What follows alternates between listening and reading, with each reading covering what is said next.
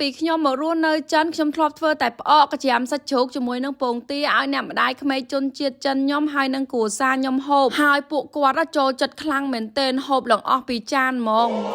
តែលើកនេះខ្ញុំមកដោផ្អកចេញមកប្រហុកម្ដងកាចាំជាមួយសាច់ជ្រូកលាយពងទាប្រៃឲ្យគាត់ហូបម្ដងថាគាត់នឹងចេះហូបអត់តែប្រហុកនេះក្លិនខ្លាំងមែនទែនអត់ឈ្ងុយដូចប្រហុកម៉ែខ្ញុំធ្វើទេប្រហុកម៉ែខ្ញុំធ្វើក៏ដាក់មកឲ្យខ្ញុំដែរប៉ុន្តែប្រេសនីគេអត់ទទួលទេគេថាមានតកៅដល់ពេលអញ្ចឹងគឺគេអត់ទទួលឲ្យបងខ្ញុំក៏ខ្លាចខាតគាត់ក៏ទិញប្រហុកស្រាប់នៅភ្នំពេញនឹងឲ្យខ្ញុំទៅហើយប្រហុកស្រាប់នេះដែរគឺរៀងក្លិនណាក្លិនឈួលខ្លាំងមែនទែនអត់សូវឈ្ងុយទេដឹងម៉ែក្មេកខ្ញុំហូបបានអត់ទេហើយនិយាយពីរឿងប្រៃវិញប្រៃខ្លាំងមែនទែនខ្ញុំក៏បានយកវាទៅត្រាំទឹកលាងអីចឹងពីប៊ីទឹកដើម្បីកុំឲ្យវាក្លិនហើយកុំឲ្យវាប្រៃខ្លាំងពេកសិតតែអំបិលហ្មងយើងទិញគេអត់ដូចយើងធ្វើខ្លួនឯងទេហើយបើទិញប្រហុកគេវិញនឹងមិនសូវទុកចិត្តដែរហ្នឹងបើយើងទិញប្រហុកក្នុងភូមិអីទៅយើងដឹងថាគាត់ធ្វើផ្ទាល់ដៃប៉ុន្តែអានេះប្រហុកនៅទីក្រុងយើងមិនសូវដឹងយកមកពីណាពីណីដែរអូយឡងសស្គូហ្មងនិយាយពីថាប្រហុកហើយបើថាអំបិលវិញដកកអំបិលហើយ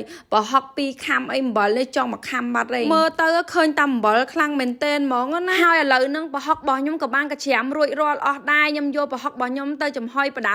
ទៅក៏លេចមកមើលបន្លែខ្ញុំម្ដងបន្លែអន្លក់ខ្ញុំនេះដែរគឺអត់មានអីសពគ្រប់ដូចនៅខ្មែរយើងទេខ្ញុំមានតែតសក់ស្ដៅគួរហើយនឹងជាមួយតកួនហើយបើនិយាយបន្លែនេះដែរគឺខ្ញុំសិតតែទិញគេទាំងអស់ទេឥឡូវហ្នឹងគឺអត់មានបន្លែធម្មជាតិអីហូបដូចមុនទេម៉ែក្មេកខ្ញុំក៏ថាក្តៅភ្លៀងមានណាកូននុយងាប់អស់ស្ដៅគួរគឺនៅប៉ុន្តែគាត់ថាអត់ទាន់មាននេះចេញគួរមកទៀតអញ្ចឹងណាហើយបើនិយាយពីតកួនវិញតសក់វិញគឺអត់មានទេមានតែត្រួយលពៅសបោខ្លាំងមែនទែនត្រួយលពៅហើយមលក់ខ្ចីនេះដែរបើសិនជាម៉ែក្មេកខ្ញុំគាត់ហូបបានគឺគាត់ហូបបានតែតសក់ទេតកួនជាមួយស្ដៅគួរហូបឆៅអីអញ្ចឹងហ្នឹងគឺគាត់អត់ចេះហូបទេបន្ទាប់ពីបានបេះអន្លក់ហើយលាងទឹករួចរាល់អស់ដែរក៏លេចទៅមើលប្រហុករបស់ខ្ញុំក៏ឆ្អិនល្មមហើយឥឡូវហ្នឹងរៀបចំហូបបាយខ្ញុំក៏បានហៅម៉ែក្មេកខ្ញុំឲ្យគាត់មកហូបបាយអញ្ចឹងហើយទៅមើលគាត់ទាំងអស់គ្នាថាគាត់នឹងហូបប្រហុកហ្នឹងបានអត់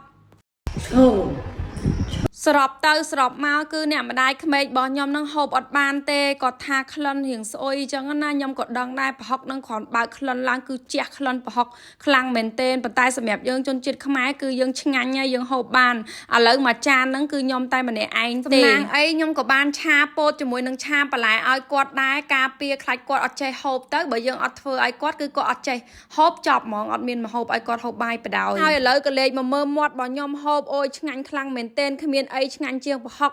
កាច្រាមសាច់ជ្រូកដាក់ពងទាខ្មែរយើងនឹងទេអូយមួយម៉ាត់ជាតិខ្លាំងមែនទែនជាមួយនឹងបាយណាម៉ែក្មេកខ្ញុំគាត់ឃើញមាត់ខ្ញុំហូបទំនងនោះគាត់នោះសោចខ្ញុំ 一直模仿小李，你是不是今天有犯错？